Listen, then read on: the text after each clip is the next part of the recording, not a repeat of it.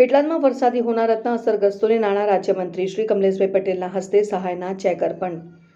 પેટલાદ નગરપાલિકા વિસ્તારમાં તાજેતરમાં પડેલા અતિભારે વરસાદને કારણે અનેક પરિવારોના મકાનોને વ્યાપક નુકસાન પહોંચ્યું હતું.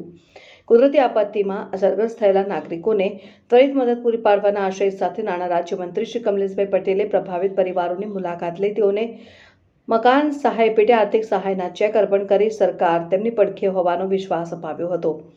આ સહાય વિતરણમાં પેટલાદના વિવિધ વિસ્તારોના કુલ 4 અરજદારોને નિયમ મુજબની સહાયના ચેક સોંપવામાં આવ્યા હતા, જેમાં નારિયાપાડા વિસ્તારના કિરીટભાઈ નવનીતલાલ શાહ ને ₹65,000 અને જવાહર શેરીમાં રહેતા ભગવાનદાસ સાંકળચંદ કંસારાને ₹65,000, દેવકુવા ભાગોળ વિસ્તારના પૂજાભાઈ બાપુભાઈ તળપદા, જયંતિભાઈ ડાયાભાઈ તળપદાને સંયુક્ત રીતે ₹90,000 તેમજ કલાલ પીપળ કુંભારવાડા વિસ્તારના મોતીભાઈ રામભાઈ ના વારસદાર અશોકભાઈ જેઠાભાઈ જાદવને ₹90,000ની મકાન સહાયના ચેક એનાયત કરવામાં આવ્યા હતા. ઉલ્લેખનીય છે કે ગત તારીખ 31મી જુલાઈ 2026 અને 2 ઓક્ટોબર 2026ના રોજ પડેલા અતિભારે વરસાદને કારણે પેટલાદ નગરપાલિકા વિસ્તારમાં રહેતા જે મકાનોને નુકસાન પહોંચ્યું હતું, જેની વહીવટીતંત્ર દ્વારા ત્વરિત નોંધ લઈને કાર્યવાહી કરવામાં આવતા ટૂંક સમયમાં જ સહાયના ચેક જે તે અરજદારને આપવામાં આવ્યા છે.